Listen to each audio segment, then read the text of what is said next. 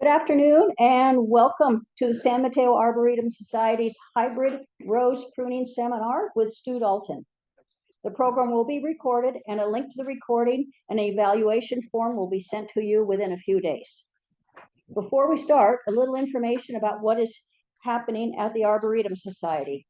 Our nursery in San Mateo Central Park is usually open Saturdays and Sundays noon to 3, but today with the rain, it is closed.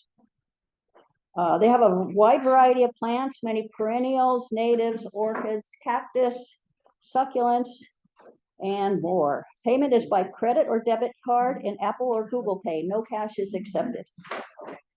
We accept donations of plants and cuttings, which are then cared for by our volunteers until ready to sell. And the nursery may occasionally be closed, so call 650-579-0536 for updated information. While you're in Central Park, visit our renovated fairy garden, sun and shade demonstration gardens, the butterfly hummingbird garden, and of course the rose garden. And don't miss the newly installed dog-friendly native garden next to the north gate. All these gardens are maintained by Arboretum Society volunteers. Now let's get started with today's program. We're very pleased to have Stu Dalton here today. Stu is past president of the Peninsula Rose Society, several times, I understand. Three past presidencies. He's a consulting Rosarian and master gardener for the San Mateo and San Francisco counties. He has provided pruning demonstrations at nurseries and rose societies for 30 years. So he is well qualified to show us how to prune our roses. Welcome, Stu.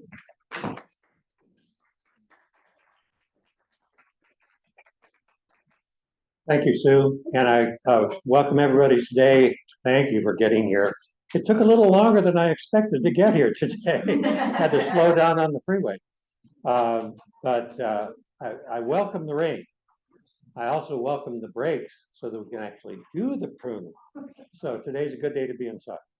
Let me give you a short bit of background. I first joined the local Rose Society in 1985, so this is my 40th year.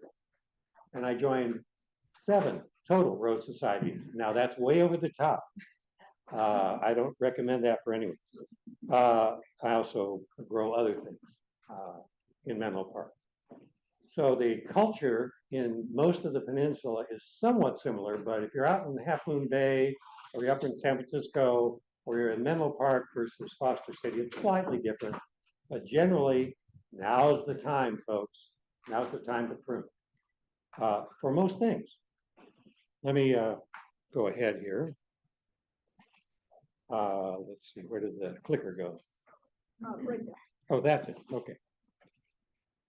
Wrong side. I wondered if it's Try again. So you've got the mouse control now. Yeah, no, so I put it here.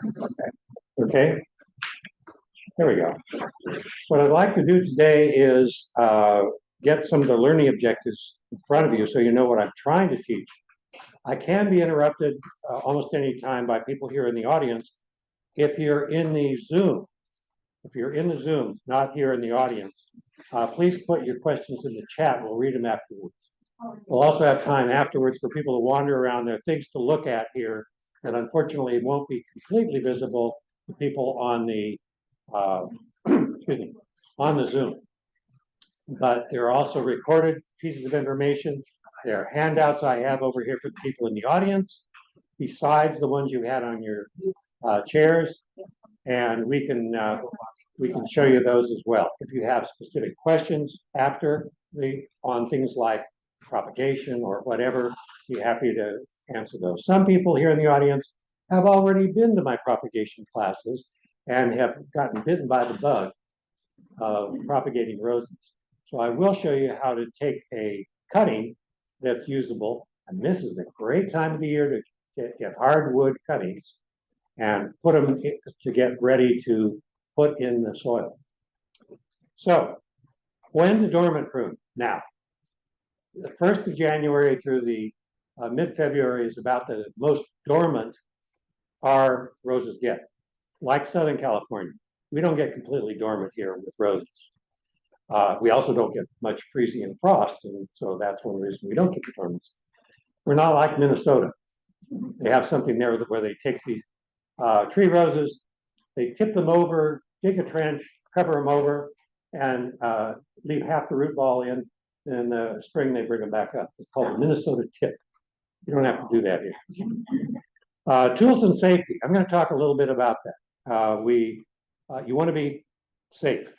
The issue is roses have thorns, and I'll talk about that when I get to the tools. Not all roses have thorns, but you always have to assume. I know I've had to go to the doctor once and just missed having my eye poked by a thorn another time. And so there are things you can do for that. We'll talk about that. How to prune, different cuts, different types of roses and how you would prune those. We'll talk about that. Planting and organic amendments. There are some that are great and very expensive. There are some that are cheap and pretty good. And I'll talk a little bit about that. There are also videos available. Linkso has one that I did a few years ago on growing roses organically that you can see if you wish. The Dorman spray, if you spray, not everybody does. I spray only once a year. I do not, even though I exhibit, I only spray once a year, and I very rarely spot spray. Usually I don't, and I'll talk about that. Water management for roses today, it's not the problem. But even in the fall, we didn't have consistent rain, and so you had to keep it consistent. And then other resources and events. Well, we've talked about some of the events here, but there's some other things you might be interested in down here. There's even a UC Master Gardeners / UC University write-up on roses, which I happen to know pretty well because I did it. Anyway, let's see here. Do I have control? Okay, there we go. Now's the time. The basics you really should do on all roses, including old roses that are only pruned after the bloom. You have some of those like Lady Banks roses you see all over that are huge. If you prune them now, they'll live. They are great at living, but you'll prune off a lot of the buds. They bloom on 1-year-old wood. Shape other roses to what you want. Tell a rose what to do or where to go if it sticks you. But you shape the floribundas and the big climbing roses. I tend to do a little less on floribundas and leave more branching structure. On hybrid teas and grandifloras, I tend to prune more heavily because I want the long stems. And if you prune more heavily, get the long stems. Those are great for exhibition, for cutting roses. If all you want is flowers in the garden, you don't have to prune as heavily. You can prune more lightly. Pencil-sized canes. I'm going to pass these around later. I've got good, bad, and bad in 2 ways. Cut too high, cut too low. I've got a couple of these I'll pass around in a little bit. Not quite yet. The pencil-sized canes like that. If you want little spindly roses, leave little spindly growth. You can cut off spindly growth and make it look a lot better. Next. Or I guess I could do that. Maybe. There we go. A few of these things I have here. And one thing I don't have here is over on the side, and I'll bring it over for the people on the Zoom. And yes, I use this thing to prune my roses. I have 250 roses. This is the top of a 12-foot high, pardon me. This is the top of a 12-foot high rose. It's very instructive. I thought, oh, that's perfect to show people. It's how you prune a climbing rose. You want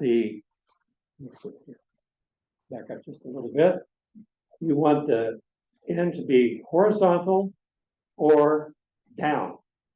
And if you just leave it going up, what you finally get is a bunch of flowers at the top and not much branching.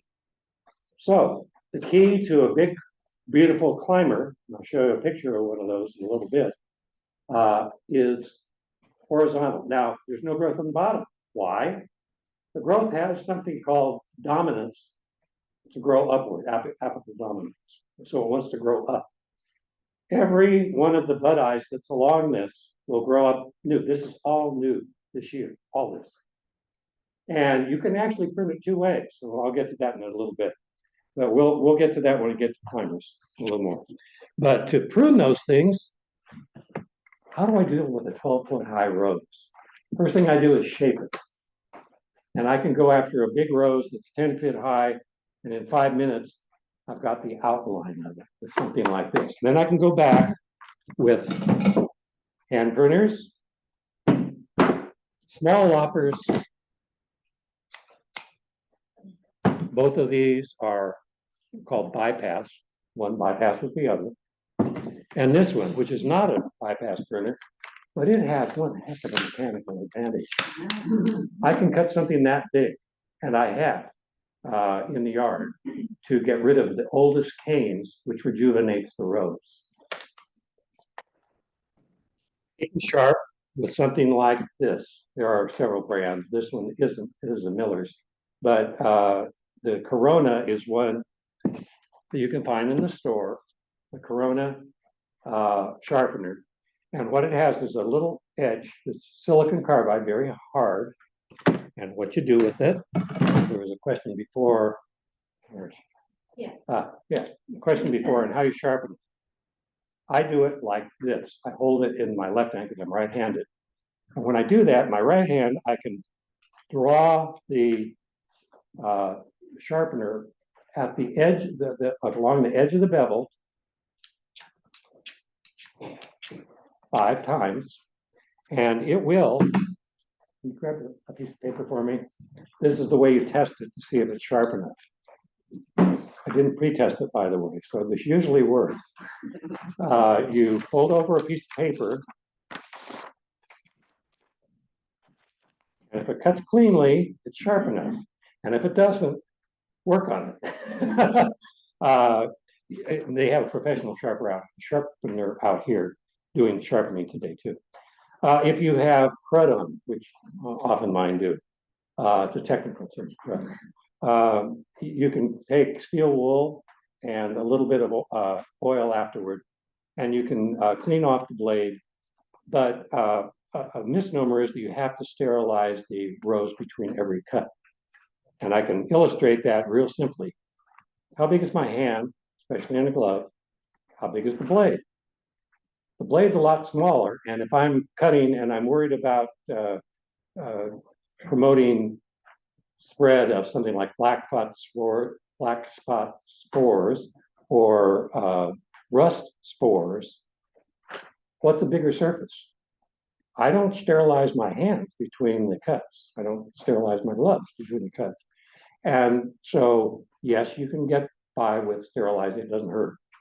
But if you're doing orchids, by the way, you have to flame sterilize or really sterilize the heck out of them, but not roses. That's, I think, a misnomer. I don't sterilize in general, and I've got 250 roses, and they don't have problems with that. If you ever have a bacterial infection, rose gall, and you cut into it, sterilize that, because that is a bacterial infection, and it will spread. So there is an exception to that rule. Get rid of that. Thank you. You see a sharpener there. You see a couple of different Felcos, which I couldn't find this morning. You see that's even a Felco. It's a bypass pruner. One bypasses the other. And I think it'll cut paper. I haven't tried it yet. This is the experiment. I haven't sharpened it either. Maybe I can do this with no, I can't do it with one hand. Well, I did cut it when I went straight at it. But the first cut didn't quite do it because I haven't sharpened. But that's the point. It really is a good test how sharp it is. You see the follow the edge with the carbide sharpener. That one is a actually a diamond hone, but this and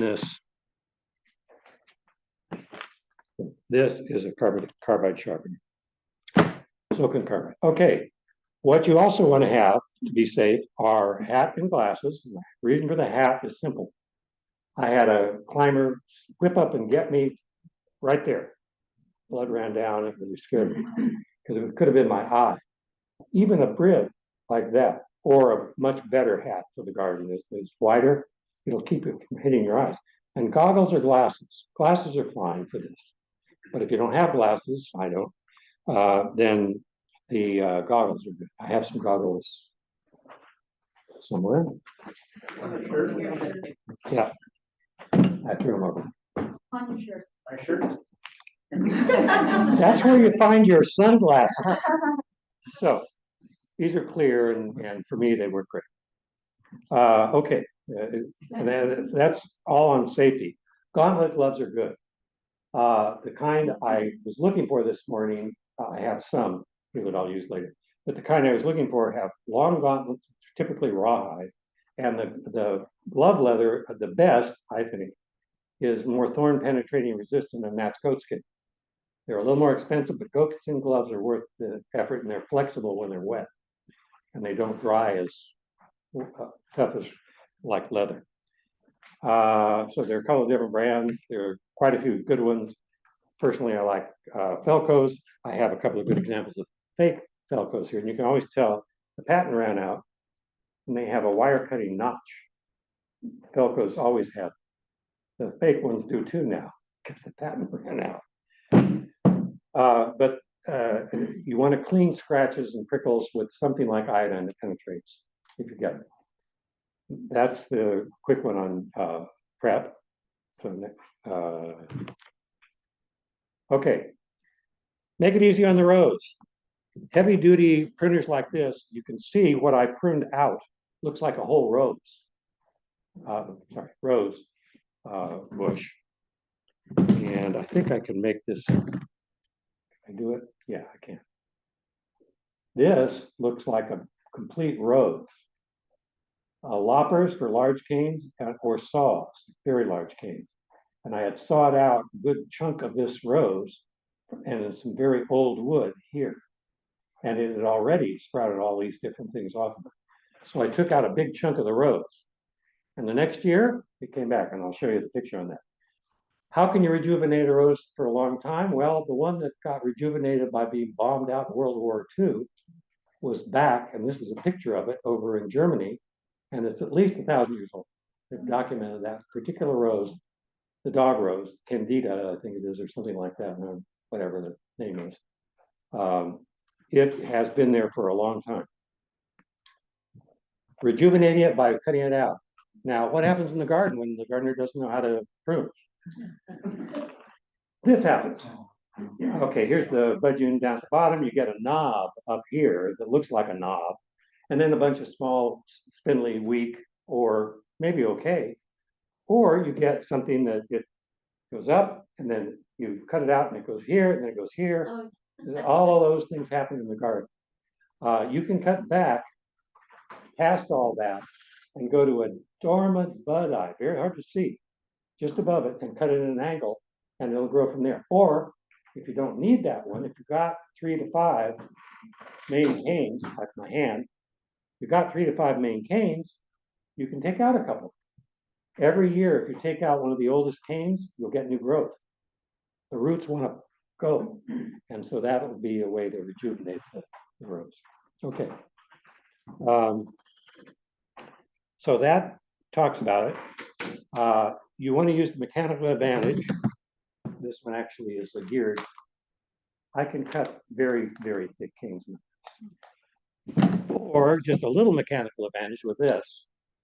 And I can reach in the middle of things and get some of this stuff next. Sorry. There we go. What happens if you don't prune quite right?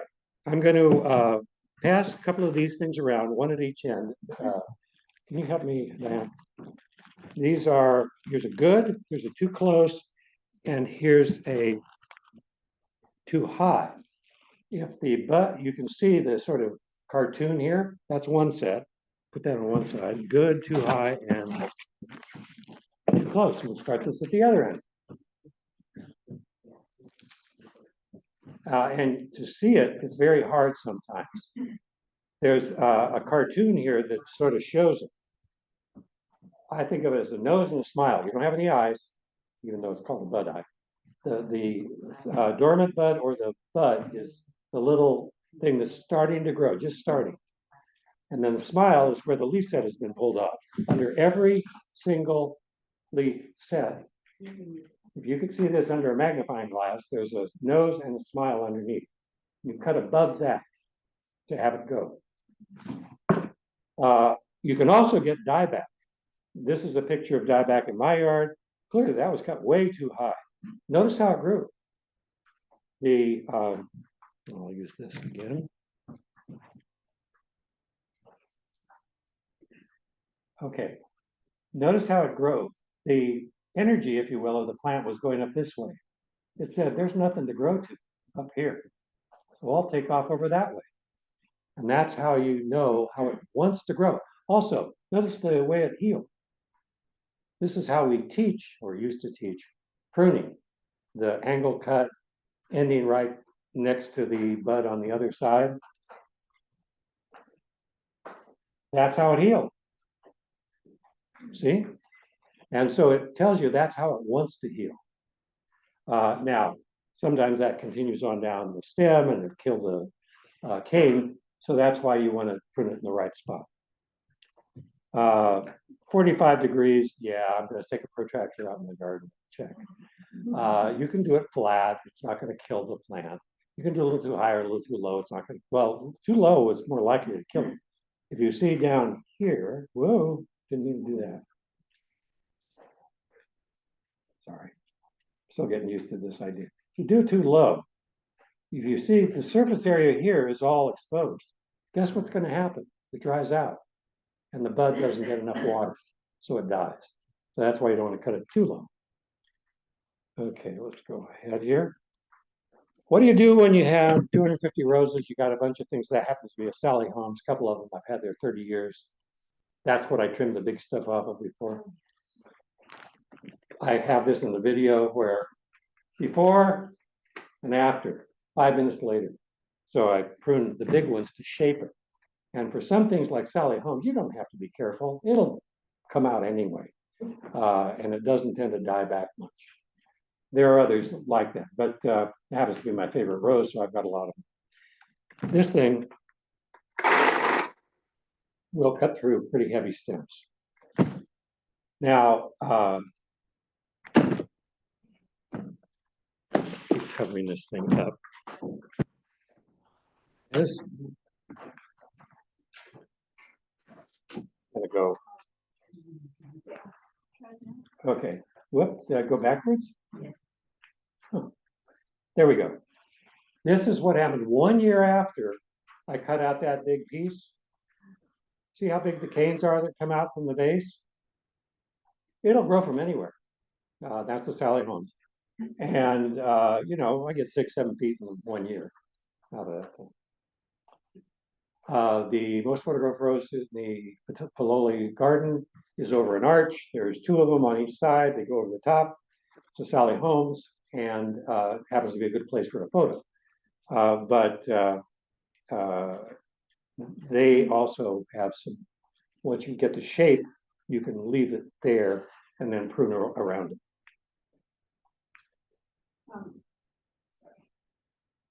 Each time I answer a question on Zoom, I have to take the. Oh, I'm sorry. Okay. So large and mini roses. Just to, you can see my cartoon there. This happened when a very nice rose that I got from David Austin didn't work, died, and they replaced it. So I kept the old skeleton. Now it used to have longer roots down at the bottom. This tells you the pieces of a grafted rose. The roots, and they were down here, and they were trimmed, but you trim them when you put them in their root. You have the bud union grafting point right there. I think of it like, here's the roots, here's the shaft, here's the bud union, And where in our neck of the woods, you want to know where the suckers are coming from. And anything that's coming from here, the bud union, is what you want. Anything coming from here or here or here is a sucker. You don't want that. So this is exactly how long they provided it. It started to grow and then it croaked, died. The minis are never on grafted. Minis are always on their own roots. I brought in one to show you how to prune it. You leave you can clear out the center.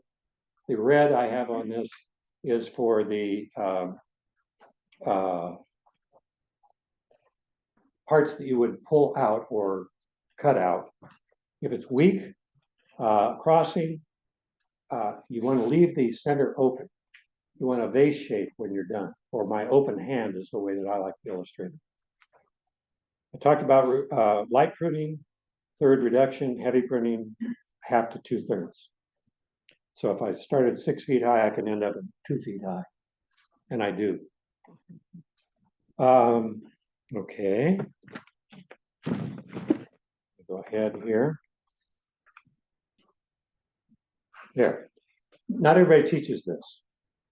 I grew up on an apple farm in Watsonville, and we propped the apples, but they got heavy. This is propping to shape the bush. Think of it as bonsai for roses. The idea is you take a cane with a thorn. This is an exaggerated thorn, obviously. Either that or a very thorny rose. And you make a Y from the material that you've cut off, and you put it between the canes, and that will spread them so that you can spread it out. If you have something that's too close to the middle, you can spread it out. It's just a technique. Any waste pruning material, doesn't have to be the same rose, whatever has a nice sturdy piece will work. Pruning standards. I think I had over 140,000 views, mostly from India, of one of the rose videos I did during COVID. I don't know why some person on the internet in India said that's a good one to watch. Blew up, but I got it from Vietnam and from Slovenia and places like that too. But it's available on the web under Peninsula Rose Society YouTube. Most of them were done for pruning, were done in the pandemic when we couldn't do these things.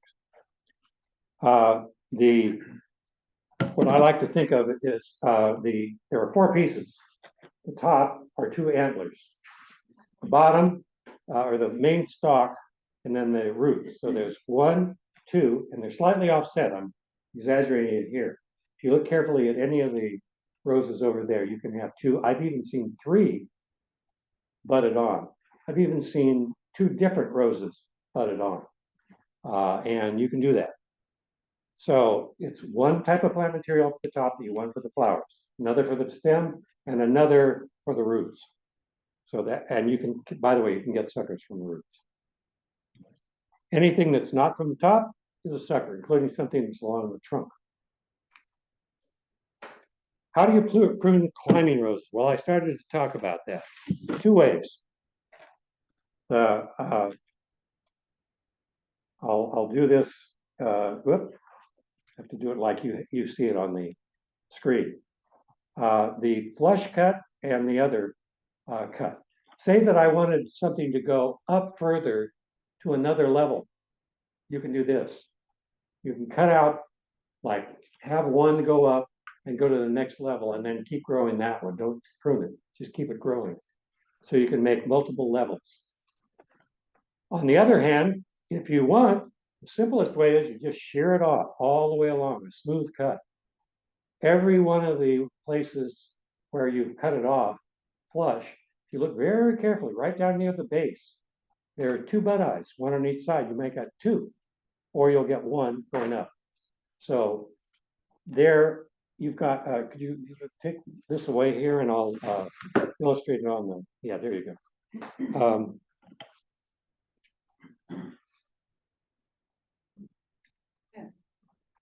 Okay, flush cut and 3 vertical growth if you want it, 3 to 5 buttons. Whoops, I got the. I'm going ahead. The other button should get you back. Sorry. Operator error. I used to teach PowerPoint in the 80s. Doesn't mean I have to operate it right. Let's see, where was I think you're like too far back. I did. Sorry. Okay. You want it on trellises and arches. Somebody was asking about putting one up on a garage. What I do over a garage, and I've done this for Bougainvillea, wire in a eye bolt or eye screw, which has a round top, and you put the wire through it, screw it in, put it up, over, and down, and then use ties to tie it as you go up. Don't prune the long leaves until you've got what you want. You go over and you keep going, and then you go like that. And if it's an arch, I've got some of these in my yard, you go over and down. That gives you this effect. Lots of bloom. One of the ones you have out there, I heard, was the first patented plant, actually. First rose patented was in 1930, New Dawn. It was that old, and it does a great job of covering its colors. So you put it up, over, one over here, and another one over here, and you get all sorts of blooms all along. Stu, just curious, Question. what climbing rose is that? This is actually a noisette, noisette, Madame Alfred Carrier. It climbs, it spreads, it's 12 feet that way and across and 12 feet high, and I can't get to the top of it, so I cut it back every year, and it grows. This is one new branch in 1 year, so it grows like a son of a gun. It blooms, and it's fragrant, and it's disease resistant, and it's And it can cover a house. it can cover a lot. There are others that do that too. We have one of our past president who has it covering her barn. Not that, another one. Okay, there we go. Trying to get the right one. Now, suckers and disease. The disease part, I've got something to pass around as well. I think, do we pass around the black spot and the only rust? Okay, this I is, don't think we. This is black spot. Yeah, we. It didn't fell There's pass- another we one. didn't pass around this the is green one. mostly black spot. And if you turn it over, you'll see there's also some rust. Black spot doesn't go through. It also follows the veins. It's the way that it expresses itself. And this is, in wine grapes, very desirable. It's called botrytis. It's called the noble rot, makes ice wine. In roses, it causes this cruddy looking brown and rot. And so I picked this yesterday in the dry. And here's mostly rust and mostly black spot, and you can go around to the other side. You can sort of tell the difference because black spot doesn't go through. Rust has little, everybody thinks it's rusty color, and that's true during the growing season. In winter, it turns black. The spore body, fruiting body is black. And I'll pass, I only have one of these, pass this around. This is the botrytis. In plastic so you don't get it out and infect everything. The idea is to, on suckers, you can see here, this is what happens if you don't clean all your leaves out when you prune and you leave them on the ground. What happens? Okay, there's spores on the bottom of the leaf, sitting on the ground. Where are the spores? Okay, even if I spray it, I leave that leaf on the ground. What happens? Spores are still on the ground. You'll get it next year. Clean it out. You can blow it out. Be very careful about that. And afterwards, if you're going to spray, spray then because there's spores all over the place. But you can see how messy this was in my garden yesterday, day before. And you can see there are old dead leaves and things. I haven't cleaned this out yet. The other thing that's here is the bud union, the roots going out of a big potted rose, and that's a sucker. It's not just something I stuck in there. Why do they call it sucker? It sucks the life out of the plant. And they're very vigorous. Most of them are a very vigorous red once bloomer that is very common on many roses, not all. And it suckers like mad. And there are other roses that on their own roots will travel and sucker. Anyway, the sucker is something you don't want because it that one you clearly tell is coming from the roots, not off just below where you could see it, but from the roots. And you try and go down as far as you can and cut it. Now this is also the time to get your roses from Wegmans, get bare root if you still can from the various houses that will ship refrigerated roses to you. And say that you're not real pleased with something for whatever reason, you do what's called shovel pruning. I don't like that rose. Dig it out. That's shovel pruning. And if you want a mechanical advantage, get a big bar, fulcrum. I was an engineer, sorry. And pry it out. You can get a lot of the roots that way. Order bare root plants early, if you can. Own root plants cannot sucker a different rose. They can still sucker if they do that. Get the needed amendments. I'll show that in a second here. This happens to be the shelves over at Lingso. I've used it with permission. There are all sorts of organic supplements, and some are higher in nitrogen, cottonseed meal. It's also slightly acidic. So if you need to adjust the pH, pH between 6 and 7 is best for roses. If it's a little alkaline, you can add cottonseed meal, and that will adjust slightly. If you have to adjust a lot, you have to use something like sulfur. If you need to use other things like oyster shell to make it less acid, it's probably not too likely in most areas around here. Most of our soils tend not to be that acidic, but you can add that. You can also add different nutrients that have different things.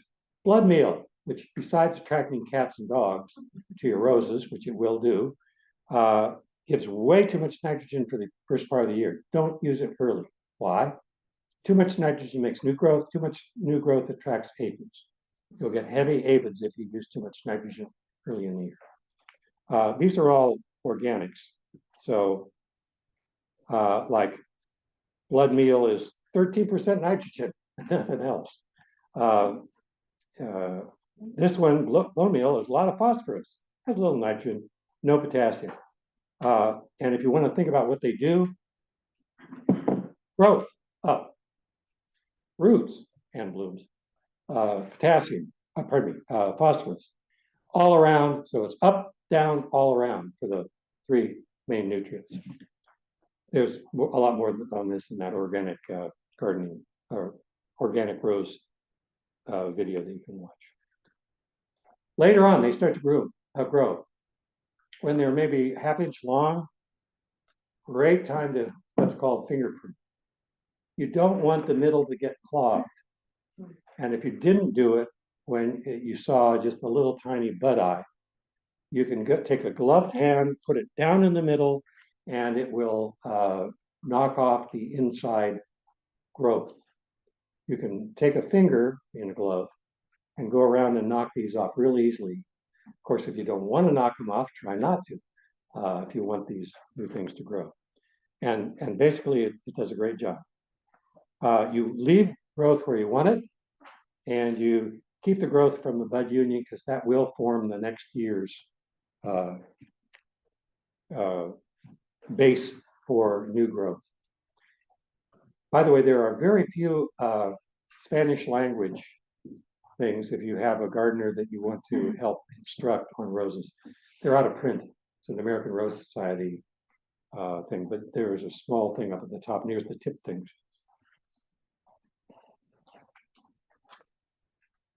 Somebody was saying they had a big, I have several big Lady Banks rose. I have the white one. I think they had the lutea, which is the yellow one. They're both about the same, little tiny blooms all over. One of the first things that blooms for a long time once. If you pruned it now, that's fine. You'll get a few blooms. But if you leave it and prune it after it blooms, that's the right time to prune once bloomers because they bloom on 1 to 2 year wood.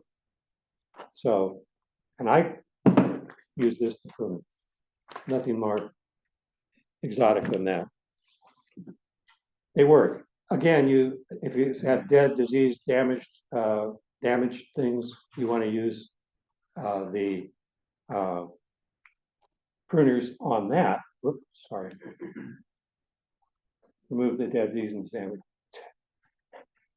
Dead, damaged, and diseased growth, whatever you need to. Okay, let's go here. This looks like the little things I passed around. You can find it anywhere. You can find it in my garden. You can find it at Loli's. This was from the San Jose Municipal Rose Garden, where they have 4,000 roses. And this is black spot. See how it's along the veins? This is the underside in the summertime, which looks rusty, the underside. On the top, it looks sort of speckled. That's really common in our area. I have so much black spot right now because of the rains. We had early rains and it stayed damp, and so we had a lot. Okay. Okay. If you spray, you don't have to spray. A lot of people don't. If you spray, the most important, I was a chemical engineer.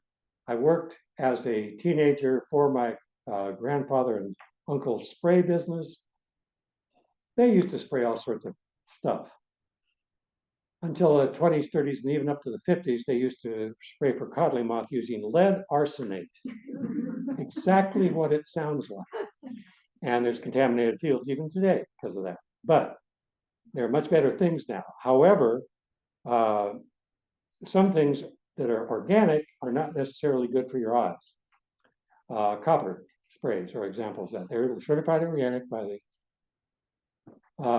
ag department, and they can put that on your organic produce. They can put it on anything. Neem oil, same things. They can put that on anything. You have to do it certain ways, certain times, etc. But if you don't want to use it, don't. Open it up for air and light in the middle. That allows air and light to reduce the amount of fungal disease, make it easier for the birds to find the insects, and oil, if you use it organically, can smother the insects over winter and keep them from being around the next year. If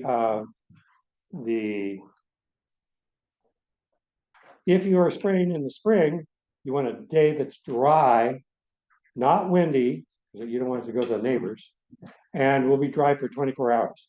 So it has effective time. Before the bees appear, so early in the morning is a good time. If you do it when it's dormant and you've cleaned everything up and they're just bare canes, no bees. So you want to do that. I also teach, I integrate pest management. That's a whole nother story. Do you spray the soil? Very lightly. And Would you mind just repeating? oh, I'm sorry.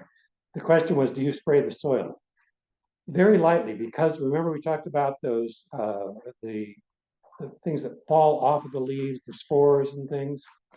That's why I spray lightly. I don't try and saturate the soil, but I try and get the top level of spores on the soil.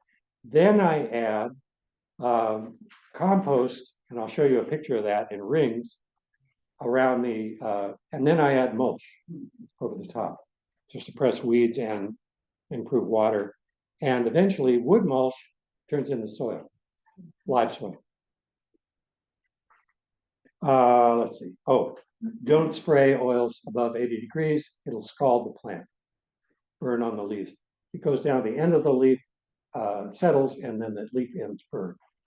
In the very hot summer, we've had some, I've had half of the plant that's facing south crisp and die. And sometimes it'll heal itself, and sometimes you have to cut that out. So be aware.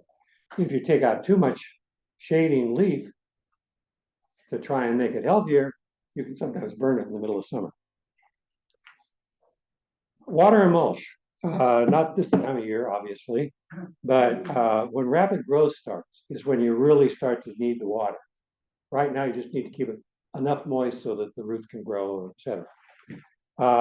March, set the timers to water deeply and infrequently, 5 gallons per week per large plant. And if you want to know how much that is, and you have overhead sprinklers, you take a tuna fish can that's straight-sided, put it out in the garden in the areas, a couple of them around the roses, put on the sprinkler, see how much it goes. That's an inch per amount of time.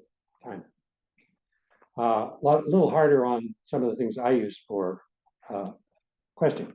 Do you ever use drip irrigation? Do you ever use drip irrigation? Yes, I use 600 or so. I haven't counted them recently in my yard for all sorts of things, for pots, for in the ground. I have a mix. And the answer on drips is I get the adjustable kind that go 0 to 10 that are on spaghetti. You can also go that plug right into the bigger ones. You can also go to the ones with weep. And you have to do some calculations and have pressure control on those to figure out how much you're going to get. Full open, you can get 10 gallons per hour on one of the adjustments. That's what I like. But you really have to adjust, and I put several around a big rows to get the right amount. Trees, even more so. I'll put a ring around them and put a couple in there. So yes, you still need to figure out how to keep it moist. Want to check it, you can use a moisture meter, or like I do, you can stick your finger in it after you dig down 6 or 8 inches and see if it's moist. Better accuracy, I think, in that. Balanced organic fertilizers, add them now at this point, and then put the mulch over the top. I think I have one more, maybe not. No, I did not, so let's go back. But what I did, I thought I had a picture in there, but I didn't. The picture had, oh, I know where it is.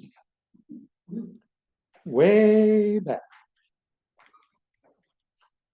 The first one, and the whole thing, I thought I put this in there, but I guess I didn't. I will show you. That is a properly pruned climber against my back fence. That happens to be 4th of July. And per its name, it always blooms about the 1st of April. But it's a gorgeous rose. And you can see sort of that darker thing. These are all properly pruned shrubs. There's a properly pruned short tree rose or standard. And what I do is I take a 5-gallon bucket of really good compost, put it around the rose, and if I've drilled any fertilizer in, I will cover that over. Then I cover the whole thing with mulch, and it works. And by drilling stuff in that, I save time. I didn't go into that this discussion, but I can if you are interested. Then get back down to where I was and do one plug here.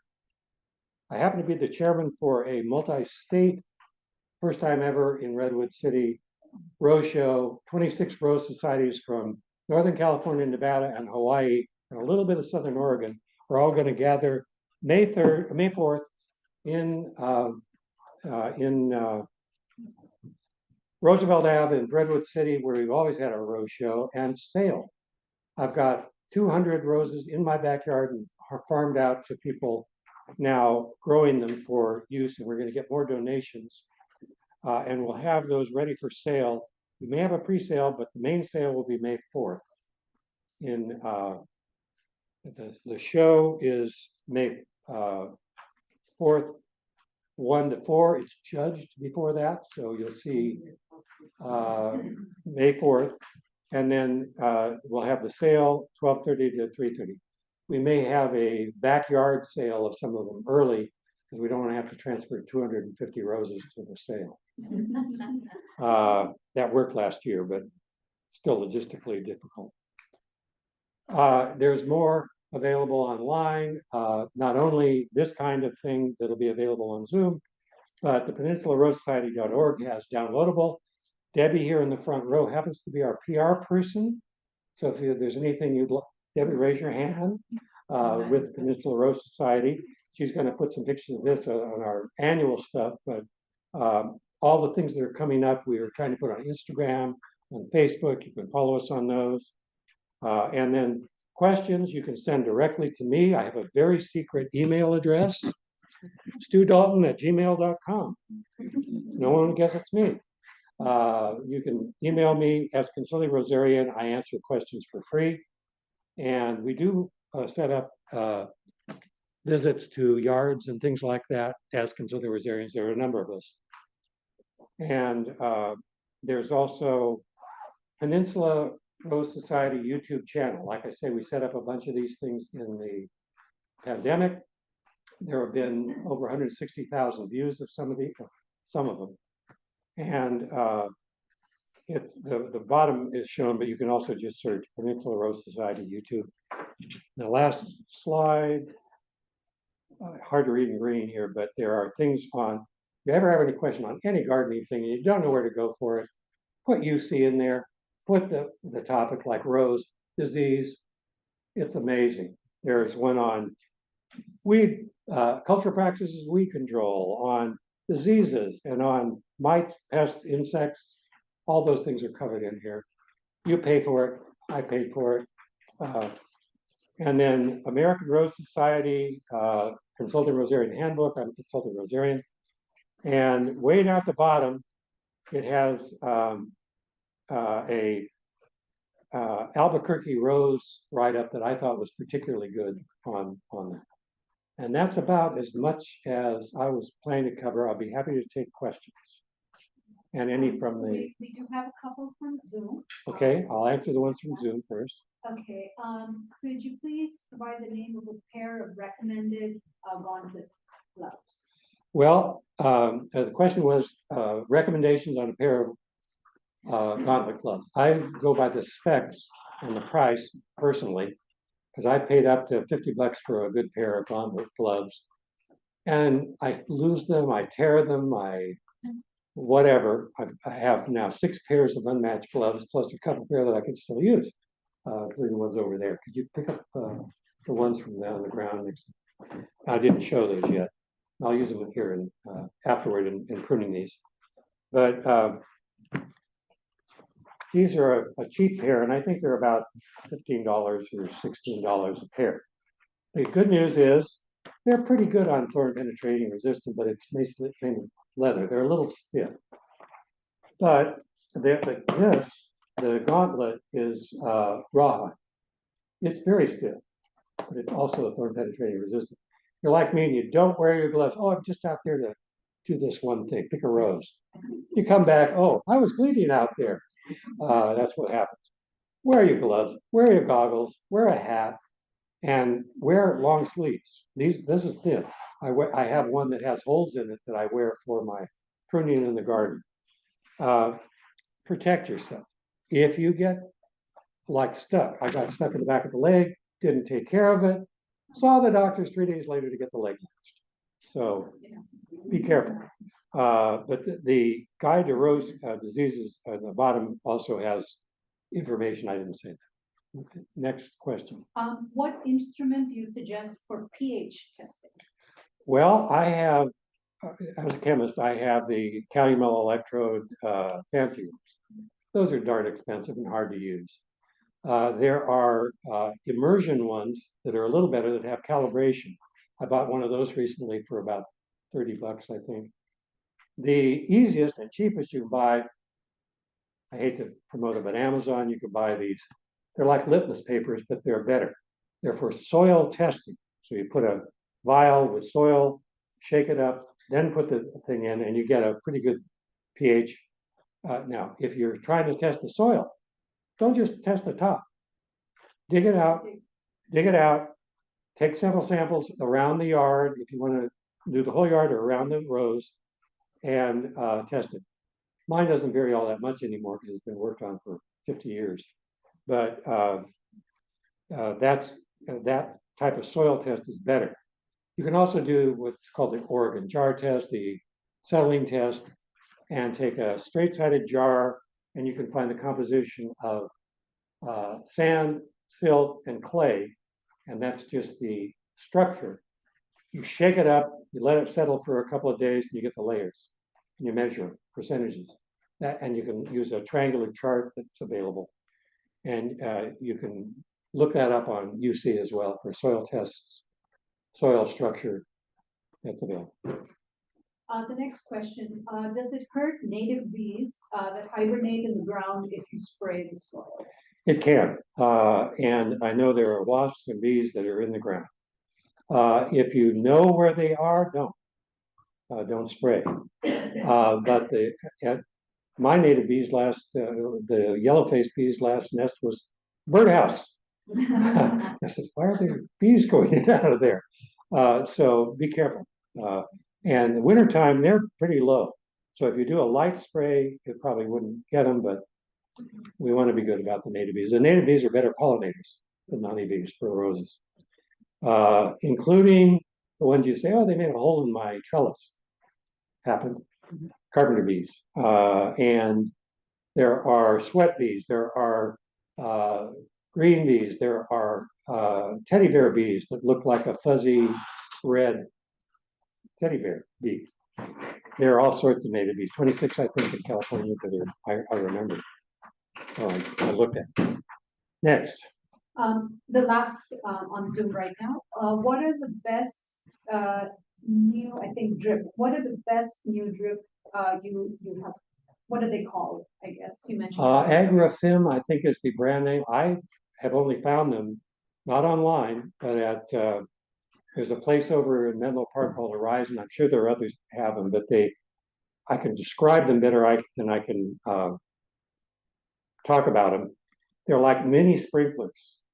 They're on a stake, so you can put them where you want them.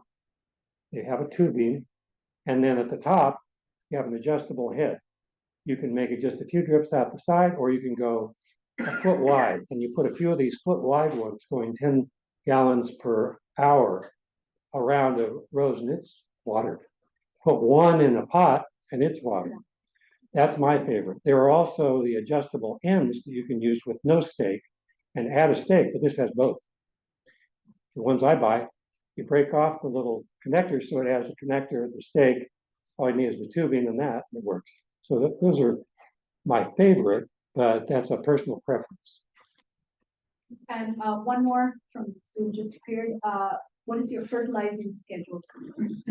A good question, and I didn't talk about it much. The video that's on Lingso, if you go Lingso customer service roses, you'll find a couple of my earlier things, and one was growing roses organically, and it talks about the schedule, the methods, things like that. The thing I do is after it's been cleaned up, after it's been sprayed, about the time when growth starts, I can start using fertilizer. If you use chemical fertilizers, I was a chemist. I fertilized crops. I fertilized a lot of things with chemical fertilizers, but I like to use organics. Organics tend to break down with bacteria and temperature and moisture. And so if I put them on now, if I use a chemical fertilizer, what happens? I use a silly one I would not use, like use on lawns, potassium nitrate. Or goes on the lawn, it immediately dissolves, goes in, and what happens today? Leaches out. So you're wasting. So I tend to use either the kind that's prilled, which has a osmotic shell on it, Osmocote, that's a brand name, or there are some that are surprisingly good that I've just tried recently, and they work pretty well, that use urea as the nitrogen source, and urea dissolves very slowly, or works very slowly, slow release, slow acting, but it has worm castings, alfalfa, blood and bone meal, all sorts of things in it. And that's, um, I forget the name. It's the purple top container. You can buy a yellow top container, which has too much nitrogen in it, in Costco sometimes. But this one is a, I forget the name of it. Is it the Miracle Grow one? It is the Miracle Grow one. And I thought Miracle Grow, that's just like putting sugar on your pastries, you know, it quick, very fast acting.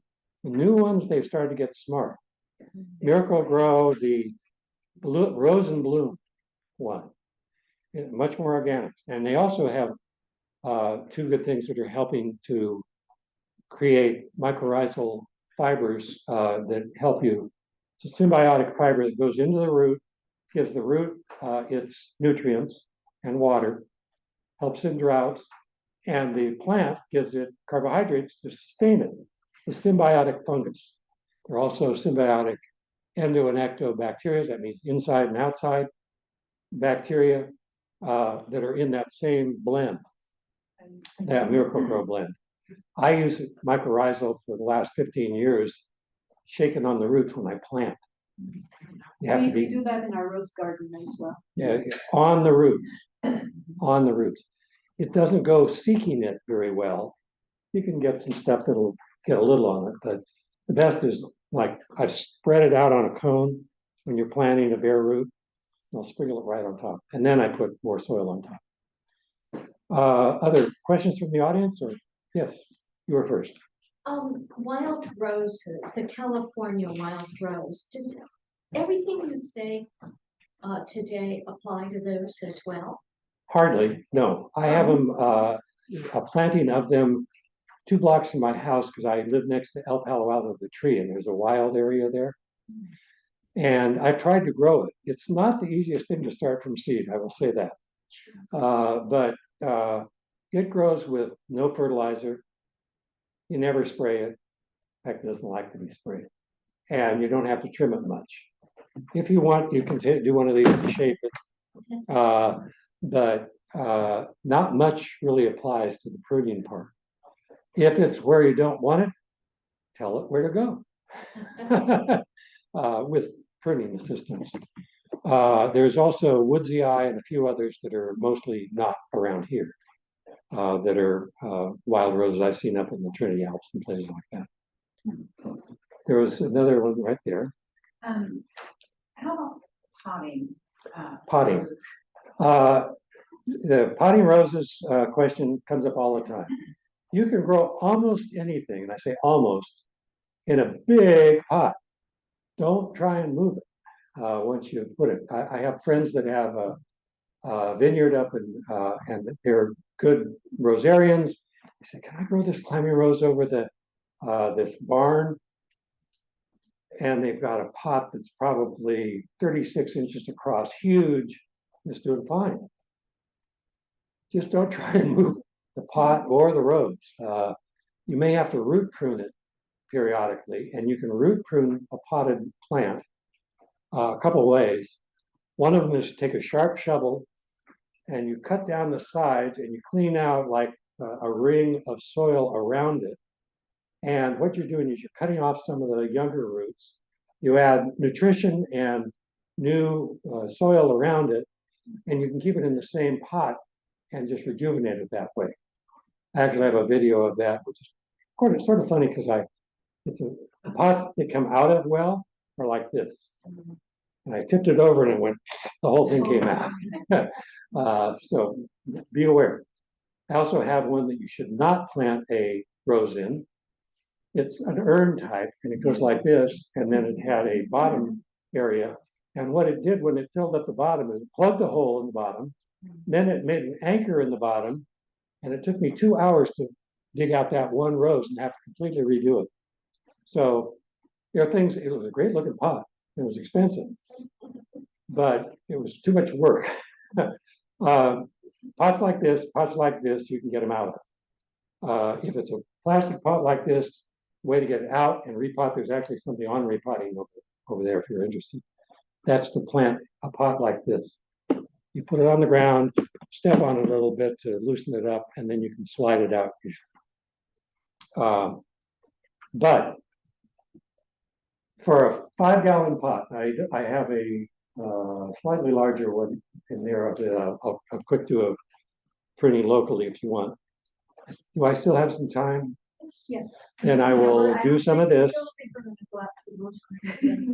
Then let's use the time, and I can actually do something online here, and I can prune a couple of these things and show you a couple of things. I think I've got a 5-gallon in the top one, and these are 2 or 3, 2, I think, gallon. The 2-gallon you can maybe get a year out of for a large size rose, or a 3-gallon. A 5-gallon you might get 2 years out of. I put them in the 5 gallons and give them a year or 2 to see if I like the rose. So with 250 roses, there's no room for anything. And I want that rose.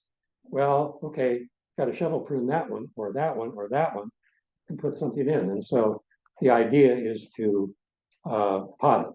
And you can pot almost anything. Minis do real well. I've got a couple of minis here. That will last several years. The larger mini over there probably will last at least 2 or 3 years. And then the big one over there is a Benjamin Britten, and it gets 7 or 8 feet tall. It's got to get out of that. When I took it out of its, I had set it into a pot with drainage that was bigger. When I pulled it up, I said, oh, the root's going out in the bottom, ready to try to go out. It really needs repotting. But that should be repotted into at least a 15-gallon pot, which again, very hard to move. I use, for almost everything, a mix that includes a heavy duty of compost in there. Personal preference, I have no interest in Lingso other than I use it a lot. I use their veggie mix, which has sand, it has diesel compost, it has redwood bark, it has a really good mix, organics and not, and it's sterile.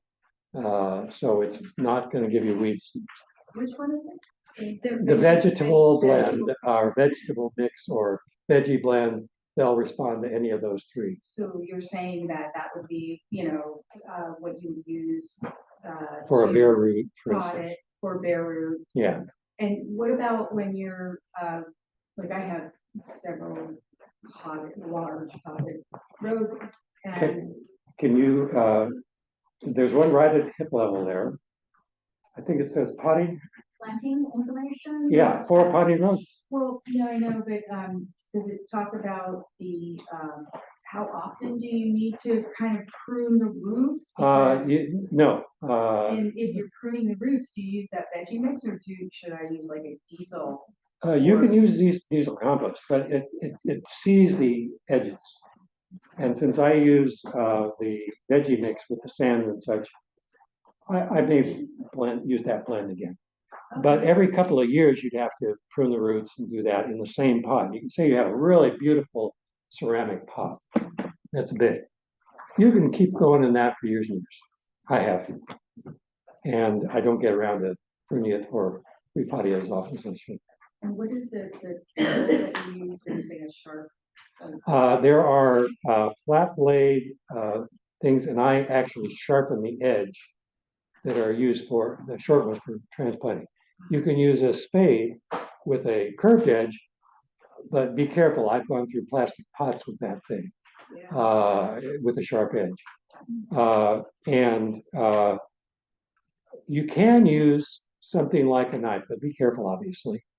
And you can tip it out and then cut it with like a old discarded knife that you've sharpened enough so that it will cut through the roots.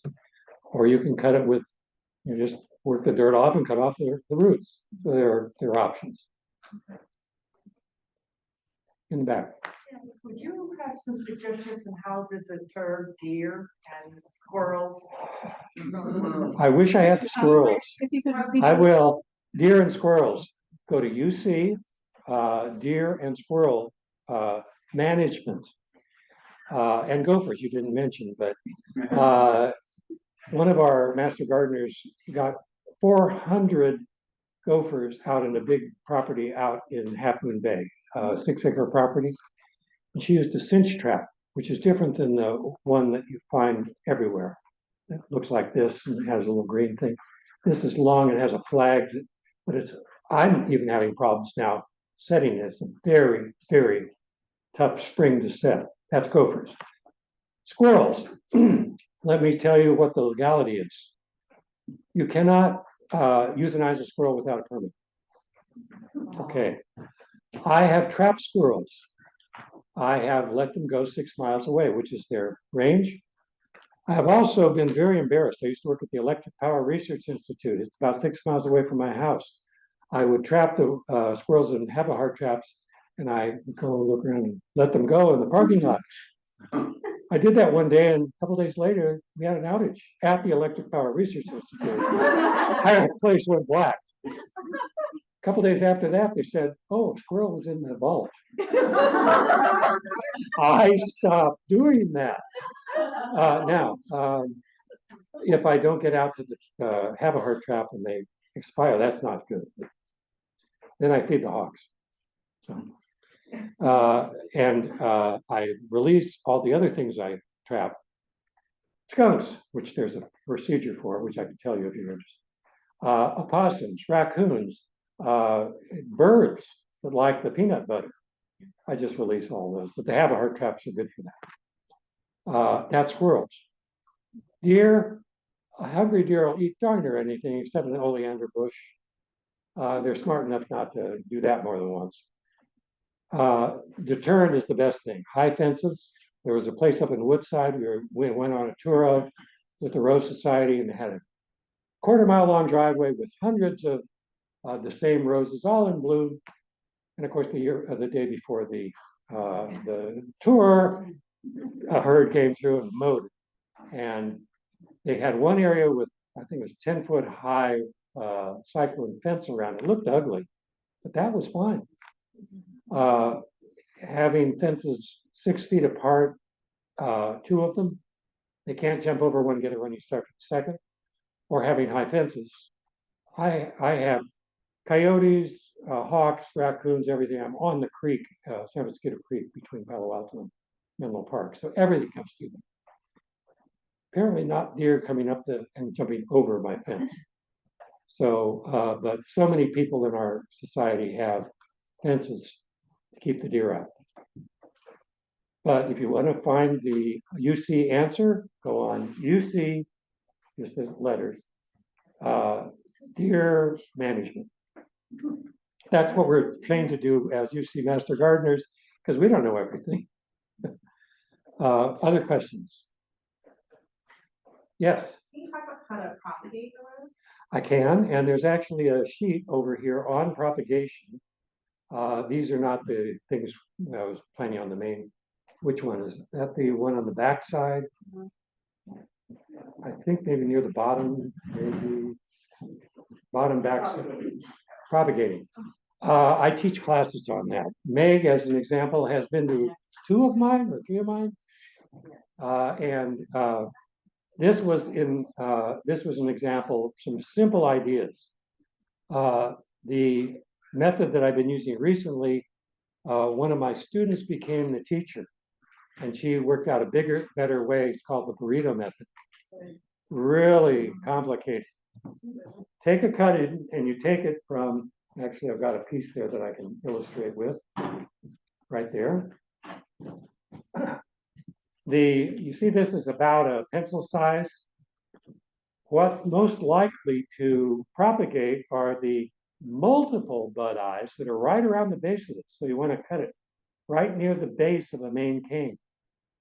This would be a perfect 6-inch cutting. You could get another one from up here. This would only give you a couple, but you could do a bunch out of here, and you'd cut one right above this, one right above this, and then cut off the next one and cut one right above there. They're getting thin, but you can see what I'm talking about. You cut those, put them in water after you cut them right away, but you're not trying to root them in the water. They make very weak roots if trying to root in water. Some people swear by it, but I don't. I swear at it because I try and plant those weak roots and they die. But you then take that and wrap it up in wet paper towels, wet rags, rock wool, all sorts of different things. If you like, you can dip it in rooting hormone, put in a separate vial. You don't want to have the main container of rooting hormone contaminated. So you put it in a separate vial, and it will, it's a gibberellic acid, I forget the butyric gibberellic acid, whatever it is. It's a synthetic version of a natural plant hormone. And you can dip it in that, wrap it up, put it in the dark, in the inside for 3, 6, a month, weeks or a month. Take it out and look at it, and if it has calluses on it, which are white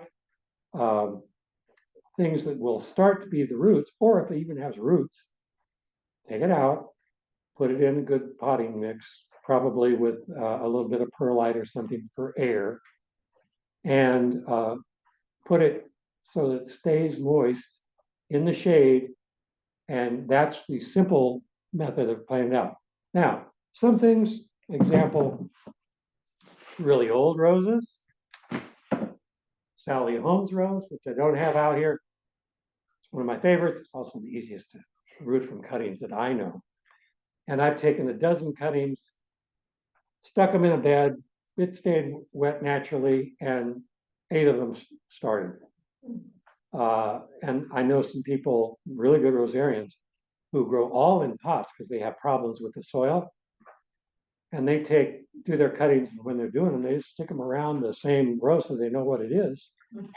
Some of them may take. What's the harm of it? It's cheap, it's free. So that's the easy way. There are also the other methods of bud grafting, and cleft grafting, and all those. I do cleft grafting and bud grafting on my apples. The apple evolved from the rose, in case you didn't know, 10 million years ago or whatever in China. Most of the palm fruits did, and most of the pitted fruits did. Yes, question in the back. With regard to propagation and selling the roses, can Ah. you say something about patents? Yes, I should. And if you see that handout, I believe it says right at the beginning, be aware of the patents and selling them even. If after they were patented, they were trademarked, like some of the Austin roses are trademarked, Graham Thomas, etc. There is also a original AUS something or other designation. You have to sell it under that designation, even if it's out of patent. You can propagate it, but you can't sell it that way. They got nasty with Berlin roses and stopped her from some of that years ago. Yeah, actually, David Austin has stopped the selling of roses, old roses, even under their old rose. They're coming down on everybody. Yeah, but they can't do it if it hasn't been trademarked. Yeah, so trademark, but Oz Gold, for example, which is golden Yeah. celebration. Even if you sell as Oz Gold, and so If that's it's trademarked, you're not allowed to, right? I mean, That's what I'm saying. Well, it's what it is. I just bought a bunch of the oldest roses Berlin had, and Benjamin Britten's an example of one I can propagate, and I have. And so I'm pretty rigorous about that for sale. Now, if something happens to fall in the ground next to my rose and happens to root, there aren't any rose police that I know, but we advise people in the propagation class be legal. And we certainly advise in the sale. Yes. So when you were showing, or kind of, when you're cutting for propagation, because you want those little bud things, are we cutting flush to the thing? Yeah. And then do you recommend cinnamon for, Not cinnamon per se. Cinnamon has other purposes, but I recommend a rooting hormone if you're going to use it. No. I'm talking about where you cut from the main, stem. What you're going to propagate. Let's say that's in the ground, right? Yeah. Right, and you cut off that. Do I need to put anything on the cut, as you're saying? Yes. No. Okay. They will heal. Okay. It's sort of like well, I haven't had a problem with that ever. uh, flush cutting. If you'll notice what's left, there's still some bud eyes right next to the thing. It's the most growth prone area, and I can't really dig it out. Now, if I cut it here and cut it at an angle, I would be taking all of that out. So it'd be taking too much of the main stem. Yeah. There's another question, I think. Yes. Is there such a thing as too much water with all this rain, Oh, yeah. rain on our roads? Because Oh, I yeah. see mine, it looks like they're deteriorating the more the buckets, because mine are in containers. Oh, did they have good filling- drainage? so that's- I do have drainage in the bottom, but I just feel like, it just are filling up or Are something. they on plan? Yeah, let's, hold on. Let's, get the question first, and then we need to answer. Question on drainage, can you drown a rose? Yes. By the way, that's how I killed most of my orchids that I killed over the many decades. But roses don't like wet feet, completely wet. Now, I bottom water a lot of my starts in pots. I will have like a 1/4 inch of water that can drain, but there has to be some like holes. Sometimes I will take a drill or a hot old trashy soldering iron and make holes in the plastic to get more air and better drainage. I have had it where I was drowning a rose and you could see the water had come up in it. Remember I told you about that weird thing? That's where the root had gone through the bottom because I had it on the ground, didn't have pot lifters or broken shards, air gap below, and it went through trying to find the soil, which it did, and it plugged the hole and it filled up. And that I salvaged that rose, but only after it filled up with water. I just wanted to Is say there a follow-up on that? that, when you were telling about the burrito method, because I just confirmed with this lady, I didn't, you said to wet paper towel. I didn't But say you to didn't put it say in a to put plastic the bag. plastic Yes, I bag. did. Did not, I'm sorry. Just like a leftover burrito, you have to put it in a plastic bag or something. And in the dark, just like you don't want the roots to try and see light, even diffuse light. So you said that you had a rose fill up with water, but you brought it back. How'd you do that? Dug the thing out, two hours of work, cut the roots, pretended it was bare root, cut off all the foliage, cut it way back, replanted it afterwards. Major surgery. Massive surgery. It's sort of like a hip replacement. Other questions? Stu, there's one more from Zoom. I've noticed a lot of mushrooms sprouting up this winter. Are these good for roses? Especially not Amylaria melea. That's otherwise known as oak root fungus. I lost 100. I have lost 100 roses in one area of the yard, and I managed to find out how to spread it. I have several areas of the yard that have it. I lost 2 deodar cedars, very large. I lost several huge old 40-year-old rhododendrons. Anything with woody roots can be attacked by that. Now, the mushrooms are edible. They're called honey mushrooms, and they're honey colored. They also look like death caps and all the other mushrooms you shouldn't eat. But if you see them growing up around trees, that's how I lost liquid ambers. That's how I lost the deodar cedars. That's how I lost the rhododendrons. And I periodically have them around my yard. How did I spread them? The spore is spread by the wind. But if you cut down and you do not get every root, the contact of a root, growing root, with a infected root, and I've written articles on this, will infect it. A year or two later, the plant's dead, be it a big tree or whatever. And in the meantime, it may throw up these honey mushrooms. They get to be the cap the size of my hand or that big, and there it looks like, boy, there are mushrooms all over the place. Now, this is the time of year for mushrooms in general. So know what you're doing. Don't dig around mushrooms and dig them up without sterilizing or at least washing off the blade of a shovel. Excuse me, I'm going to get some water. There was another question or clarification? No, I'm gonna prune a couple of roses. There's one last from Zoom before we end. Could you recommend a book on roses that covers the information in this seminar?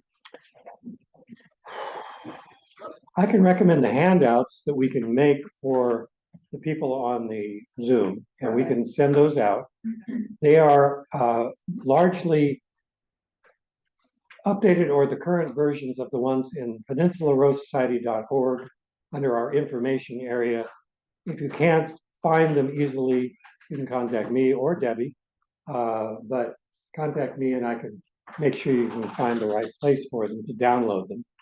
There's something on propagation, there's something on potting, there's one here that might be useful to everybody. What to do month by month by month.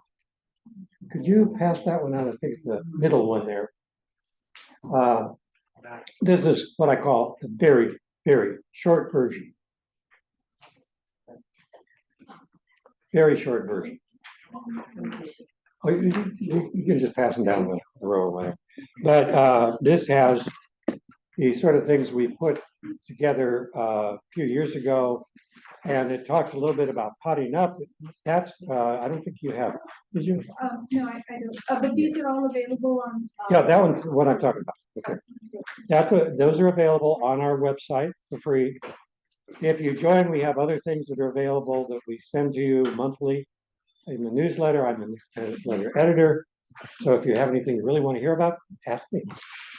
We may have back issues, and please, there's down at the bottom. There's a thing for the Peninsula Rose Society to join in interest areas and things.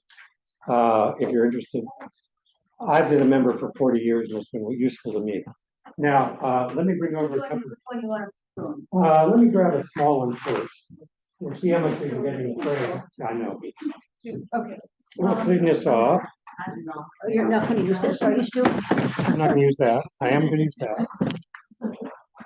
And see if we can get it. It may be impossible to get much of this in the. See what it looks like.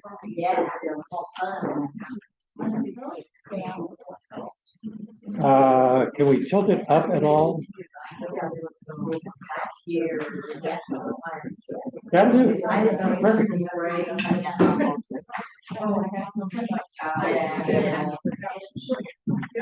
One of the things I have to tell people all the time is, are you going to cut off those roses? Yes. This is a mini. It's about, looking at it, about 2 years old, maybe a year and a half. And just like big roses, I'm going to go from, you can't quite see the top here, but you can see it's blooming still, and it's pretty tall, and it's about 2.5 feet tall. I'm going to cut it down to probably a foot or so after it's done. Now, how do I do that? I'm not using the head trimmers on this one. I don't need to. You can, if you don't have head trimmers that are good ones, not loppers either, or not even the small loppers. The first thing I do is see what the heck's going on. And yes, who wants the rose? Anybody? I do, yeah. Okay, well, this guy, they're up for grabs here. This one, they're cute, unfortunately. The worst thing with propagation, squirrels who dig up the tags, grandkids who said, oh, what's this? Yeah, and just the weather. I sometimes lose things and I have to wait till they bloom. And this one's blooming, but I still don't know what it is. Well, what I do is very sophisticated. This is a haircut. Do we have is the empty one over there I can use for the debris? Yeah, there we go. This is a 5-gallon pot, by the way. You can get a major rose blooming in here, or you can take one and dig it out of the ground, cut off most of the roots, cut off most of the top, stick it in here and hope. Oh, there's some minis too. No, I was just, Oh, okay, sorry. So the first thing I do is to see what's going on. The second thing I do is see things that are crossing, dead, or diseased. There aren't too many dead or diseased. In fact, the foliage looks pretty healthy on this one. Most of it isn't quite this nice in the garden right now after a full season. But I see things, show middle, if you look at this, the middle is fairly crowded. Yes. When I'm done, the middle won't be so crowded. I'm going to start just with things that are obviously growing to the middle. And I just keep going for a while to see what I want to do. I'm just cutting them off flush with anything that's growing toward the middle. And then I've got some things down at the bottom that are down at the bottom. See if I can show that. There's some weak growth here, and I don't necessarily need it.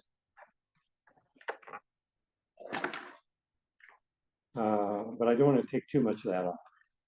I want to leave fairly thick main canes. Cane is the branch, formal name for it. And then I'm lightening it already. You can see the middle is more open.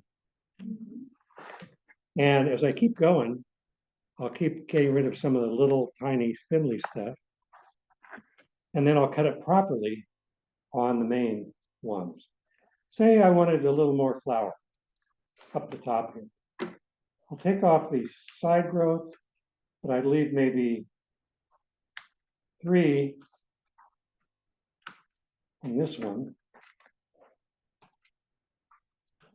By the way, if you pull down on the leaf with the glove, it will come off easily. If you pull up, it will come off quite as easily. So I'll put this out in the open so we might be able to see it. Yeah, there we go. Now you can see what I've done. I've left, say I wanted more bloom up at the top. I'll leave more branching structure. This is the same way you prune a floribunda. You leave up at the top, you leave the main canes, and then you leave more branching structure. Flora abundant, flower abundant. It blooms a lot. The first one was 1930, I believe. And I think it was Bruce on Aachen. And they called it something different because it looked different. Then they came up with the grandiflora much later. Again, it looked different. Grand, I got one 8 feet tall in my yard. Flora, and it sprays, but it also has the form of a hybrid tea, mostly. So grand flora. And then the hybrid teas, which is almost anything. I have a single hybrid tea, which means 1 row of petals. I've got a lot that look like the classic rose with the spiral center and all that you exhibit. But there are all sorts, doubles and other things. Now, okay, I've got 1 main cane that I'm going to keep. Now, I probably have something over here that's going too much to the middle. I'm going to take it out. Don't need to leave a lot. You'll get a lot of new growth from all the bud eyes on this. And all the energy from the roots is going into something. So that's why it'll sprout better. In the wild, you know, the wind blows, they break. Like Rosa californica, which is the one we were talking about earlier. You don't have to prune those things. They'll figure on their own. I'm going to prune a couple others to the middle. There's one down here. You can already tell it's much thinner and cleaner already. Okay. And you can pull off leaves as you go if you're not sure about them. And you can cut part way down that you know it's not the last cut if you're just not sure. This one I'm going to leave a couple of branches as well.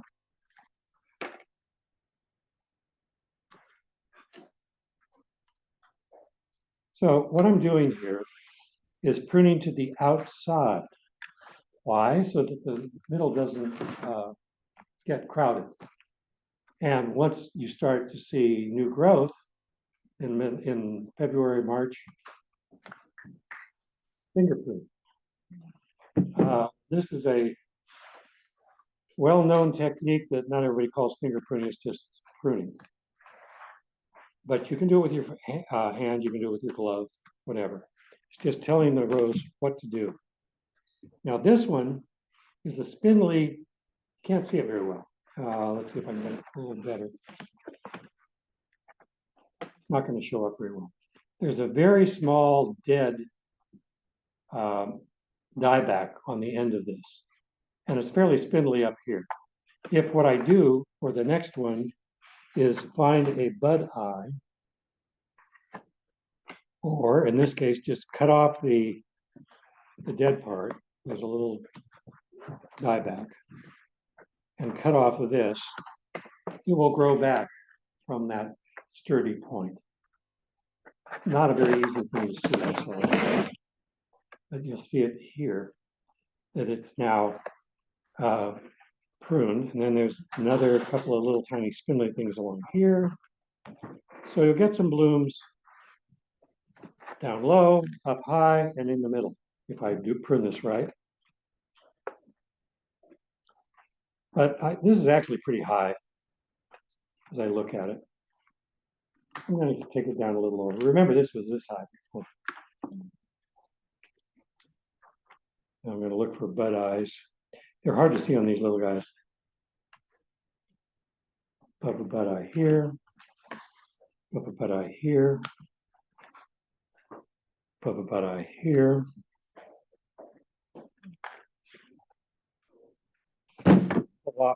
Now, something down at the bottom here is interesting. This is a fairly new growth. It's not very big, but the nice thing is it's new this year. So I'm going to keep it, even though it's thinner and weaker. There's another one right down at the bottom, which is new this year. And I'm going to keep that too, because that's next year's growth. Notice this thing's still growing. It would, in the garden, it would be just fine through the later part of the year. Wouldn't have to do anything except pull the leaves off. But this will be a healthier and stronger plant for next year. So why are you pruning? Like it says in this, winter pruning now.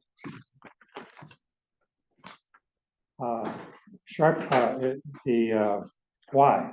Improves their appearance, encourages growth, new flowering wood and basal shoots, produces more and better flowers, promotes greater air circulation and light, which assists in prevention of fungal disease. That's the main reasons you prune most roses right now.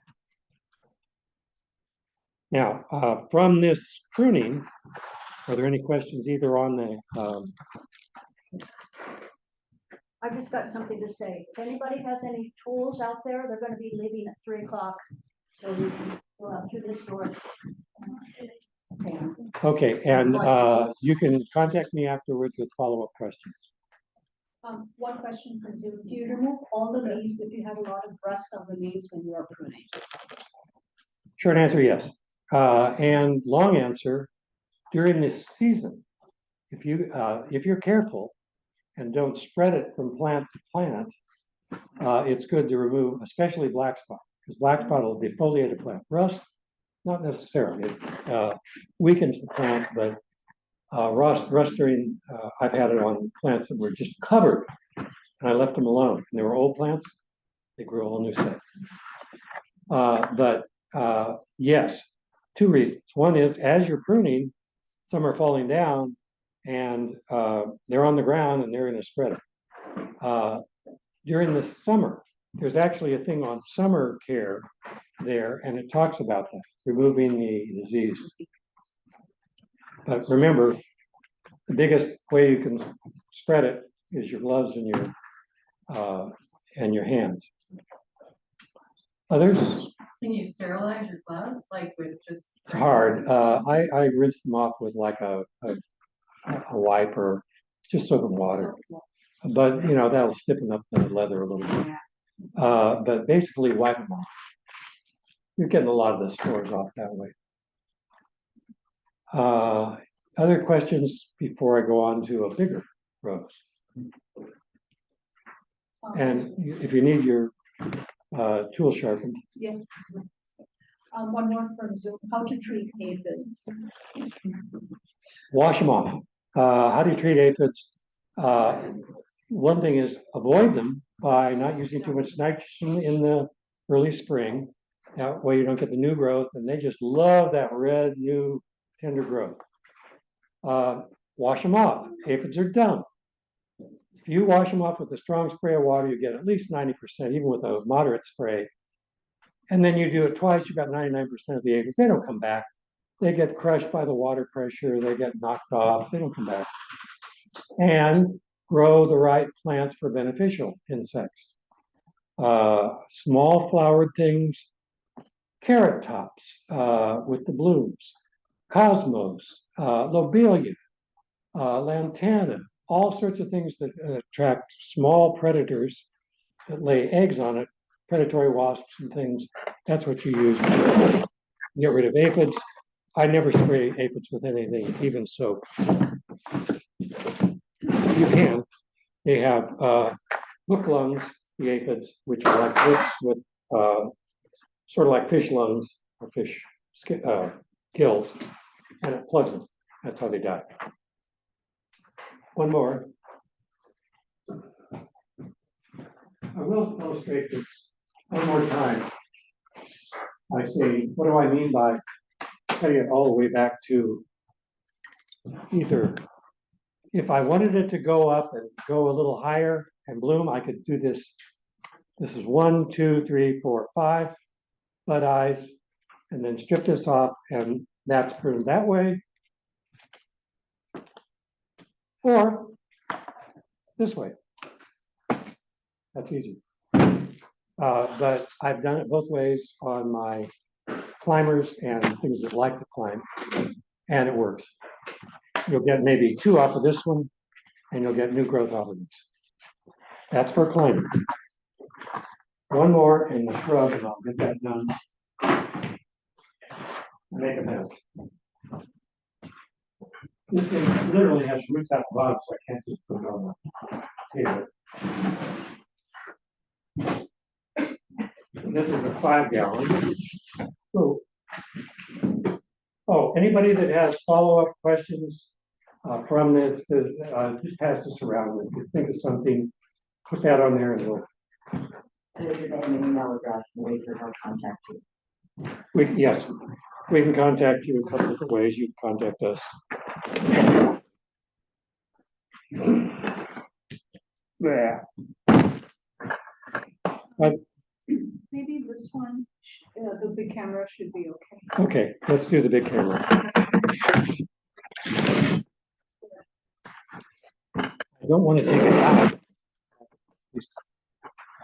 You want to knock it down a little bit?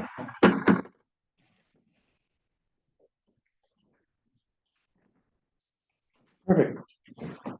Top of my head's gone, but that's okay. Yes, I am. This is a rose that'll get 6 to 8 feet tall. Not in this pot.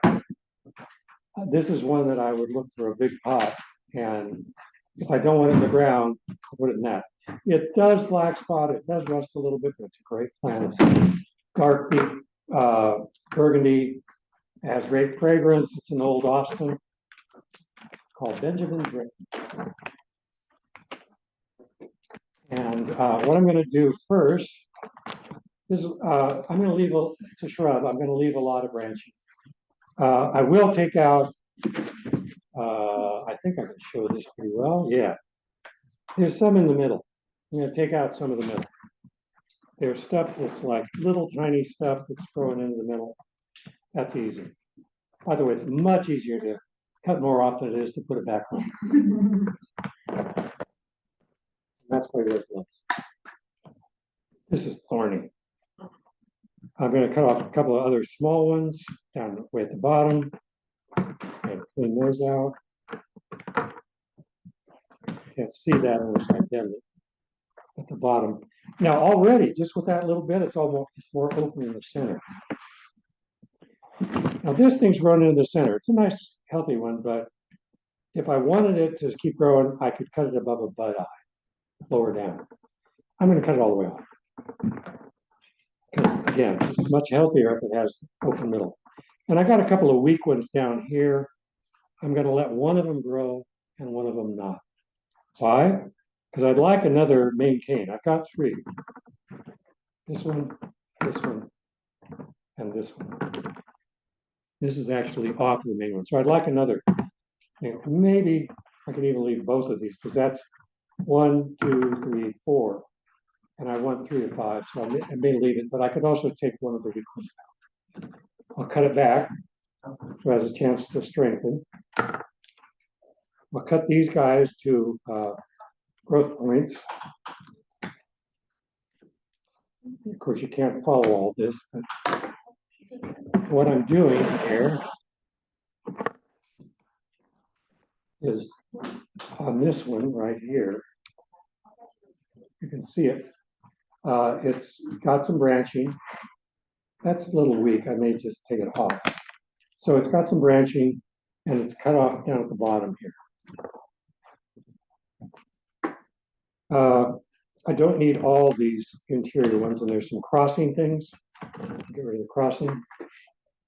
Yeah. Or there's still a little crossing.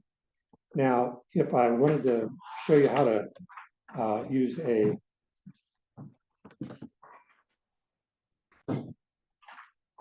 prop, make one. Say that I didn't like the spread on that one. It's too close together. What do I want? About that far apart. Cut one flat. Use the Y as the other.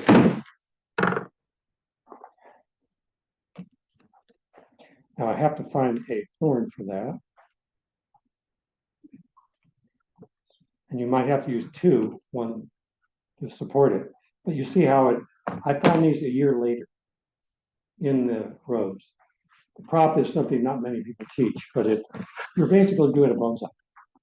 You're basically telling it where to grow. And it will accommodate you if you do it. Yes? Could you also use like training wire? You could, but these are a little sturdier than most of the bonsais that we work with. I've done a little bit, but the Camellia Society uses them a lot for camellias. Yeah. And you can, and I've got training wire, but you need to push it quite a bit here. I'm probably a couple ounces at least. So maybe like Pressure. some copper wire or something. You can do that, yeah. But I don't think I've seen it on roses, just on others. But I have seen these. Somebody else taught me 30 years ago. So that I know works. So that's the rudiments, and then I clean up these things and cut them to the outside buds.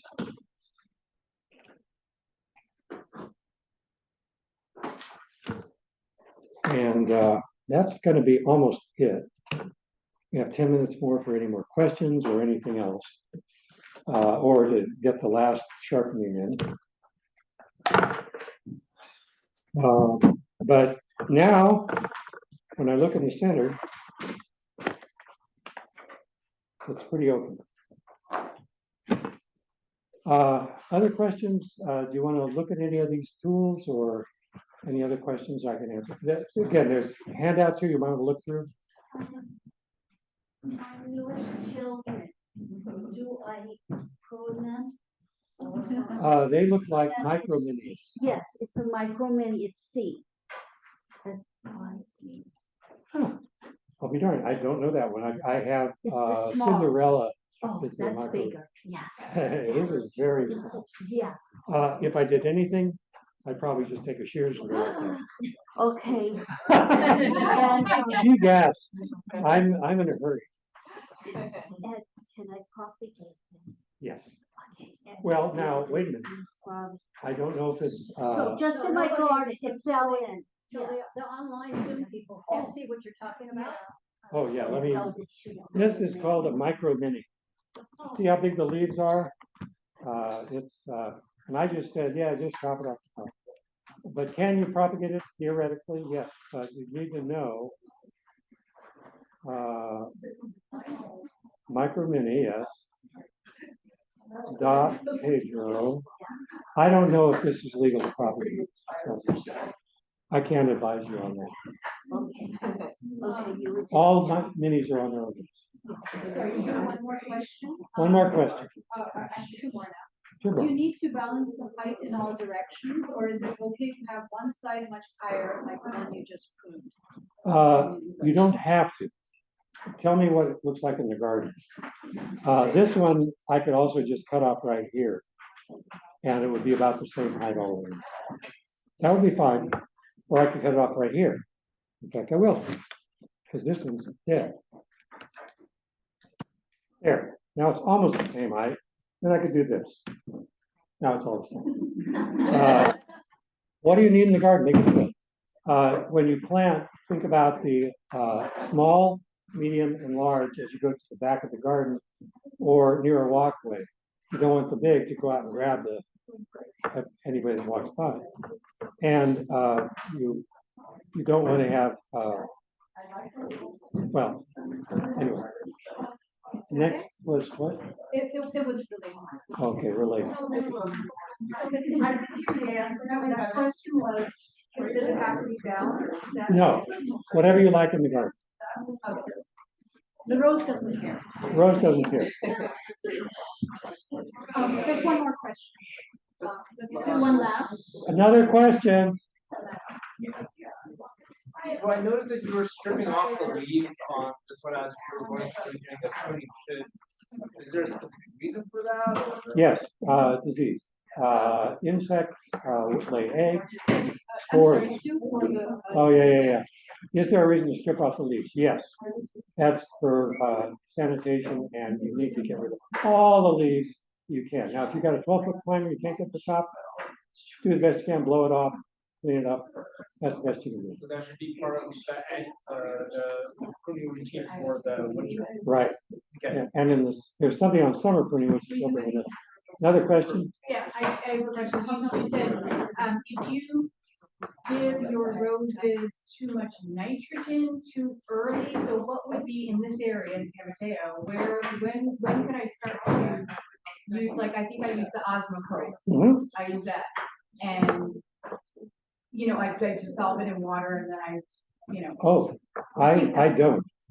I take Osmocote, it's prilled, so it will dissolve slowly. And what you do is you put it in the ground, and then moisture and temperature makes it osmose through the. it might be different what I'm thinking about. Yeah, but- well, in any case, we can talk about it if you like that. But the point is, the aphids tend to go away about March or April. Not in my backyard. Well, then use water. I have, they're just, like. You can use a sophisticated water wand, which will get even better. There's something called I have it in some of my things. I don't know, but the Foggit, Foggit nozzle, 2 gallons to 4 gallons a minute on a bended wand. You know, Yeah. you go under from the top, down from the bottom, under from the top, and aphids, they don't come back. They don't come back. Maybe I have something else. You might show me a picture, or send a picture to Master Gardeners if you don't want to contact me. All right. The Master Gardeners will be back in March here, the plant clinic, on the same day as our seminars. And anybody that wants to join Peninsula Rose Society, there's some things there, and we have a meeting on the 20th for do hands-on tour. Can you just repeat the name of that company that sells the Fog tip, the sprayer. You take off the rose that comes with the angled spray, they're all over. And you can find them, but you can't find the sprayer everywhere. Foggit, I think Amazon has a couple of sizes that may not have the right size. Foggit nozzle is local. Thank you, Stu. Okay, Great program. Lots of information. too much.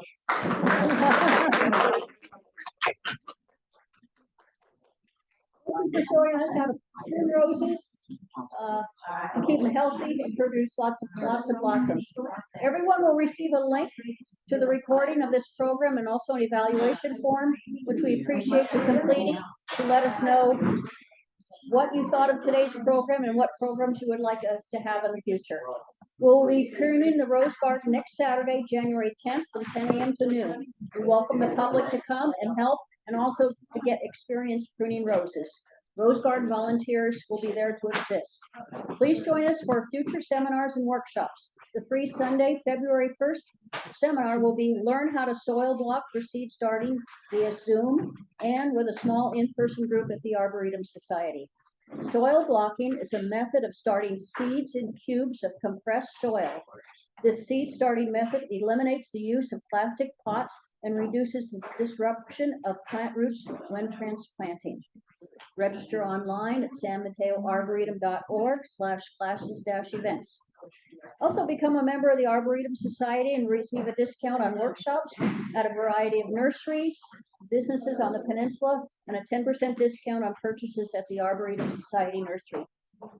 We also have a variety of volunteer opportunities in the greenhouse and nursery, rose garden, and if you are proficient running Zoom meetings or would like to learn, we need someone to help run our monthly Sunday Zoom seminars. Let us know if you're interested by completing the evaluation form or email us at info@sanmateloarboretum.org. A huge thank you to Stu for today's program, and Archana and Kevin for handling the technical part of our program. And thank you to all of you for joining us today. The program is now finished.